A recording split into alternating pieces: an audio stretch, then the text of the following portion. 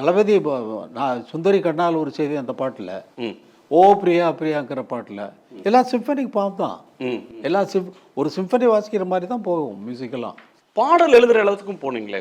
வந்து வாலி கூட ஒரு முறை கவிஞர் வாலி அவர்கள் சொல்லும்போது வெண்பா வந்து நான் வியக்கிற அளவுக்கு வெண்பா எழுதியிருந்தாருன்னு. அது அந்த பாடலில் சொந்தமாக எழுதுறது கவிதைகள் அது ரொம்ப லேட்டு. 2000 தான் வந்து நான் வெண்பாவே எழுத ஆரம்பித்தேன். வெண்பா எழுதலாம்னு சொல்லிட்டு ஒன்று எழுதுகிறேன். மனசில் நினைக்கிறது வார்த்தை ஒன்றா இருக்குது, இங்கே எழுதுகிறப்போ இலக்கணம் பழையா இருக்குது. இலக்கணத்துக்கு சரி பண்ணோம்னா மனசில் நினைக்கிறது வர மாட்டேங்குது. அந்த மாதிரி ஒரு தடவை சீன்னு தூக்கி போட்டேன். 2000 தான் கரெக்டாக. அப்போ ரெக்கார்டிங் உள்ளே நடந்துக்கிட்டு இருக்கு. இந்த கேப்பில் அதாவது வந்து மியூசிக் எழுதிட்டேன்னா 7 to 7:30 முடிஞ்சு போயிடும். 7:30 மியூசிக் போயிடுச்சுன்னா அப்புறம் 9 o'clock மியூசிக் எல்லாம் செட் பண்ணிவிட்டு அவங்க இப்போ இந்த எலக்ட்ரானிக்ஸ் எல்லாம் வந்ததுனால எல்லோரும் ப்ரோக்ராம் பண்ண வேண்டியது இருக்குது. அந்த ப்ரோக்ராம் பண்ணுறதுக்கு டைம் ஆகும்.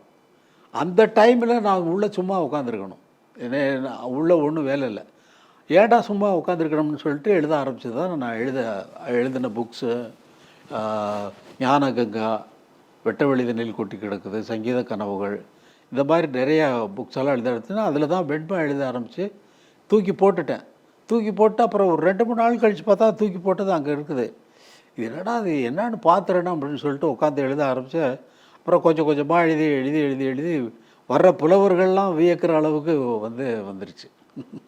சிம்பொனி முயற்சி பற்றி பேசிகிட்டு இருந்தோம். இப்போ March 8 இந்த அதை பற்றி கொஞ்சம் சொல்லுங்களேன். அந்த இப்போ வந்து உலக இசை மேதைகள் மொசார்ட், பீத்தோவன் இது மாதிரி இருக்கக்கூடியவங்க தான் அந்த இசைக்கு அறியப்படுறாங்க. இப்போ அவங்களுடைய கச்சேரிகள் எல்லாம் நம்ம யூடியூப்லலாம் எடுத்து பார்த்தோம்னா ஒரு பெரிய மேடை, 70-80 கலைஞர்கள், வெவ்வேறு விதமான இசை கருவிகள், இதை வச்சு ஒரு ஃப்ளோவில் வாசிக்கிற காட்சிகளை பார்க்க முடியுது. உங்களோட சிம்பொனி ஆட்டம்ன்றது என்ன? அது எப்படி வரப்போகுது? இல்லை ஆரம்பத்துலேருந்தே இப்போ நான் கேட்ட கிளாசிக்கல் மியூசிக்கெல்லாம் வச்சுட்டு தான் இங்கே வந்து சினிமா சாங்ஸில் வந்து அந்த சிஸ்டத்தெல்லாம் நான் கொண்டு வந்தது. ஹார்மனி அப்படிங்கிறது வந்து சினிமாவில் இல்லாத நேரத்தில் ஹார்மனி இருந்தது. அது வந்து இதுதான் இது அப்படின்னு ஒரு டெஃபினட்டாக யாருக்குமே தெரியாமல், இப்போ விஸ்வநாத் சார் சாங்கில் எவ்வளோ சாங்ஸில் வந்து இந்த ஹார்மனியெல்லாம் போயிருக்கு. ஆனால் அது ஹார்மனி தான், இதுதான் வேணும் அப்படின்னு சொல்லி பிளான் பண்ணி நடந்த விஷயங்கள் இல்லை. அது அப்படியே போகிற போக்கில் அப்படியே நடந்துட்டு போயிருக்கு.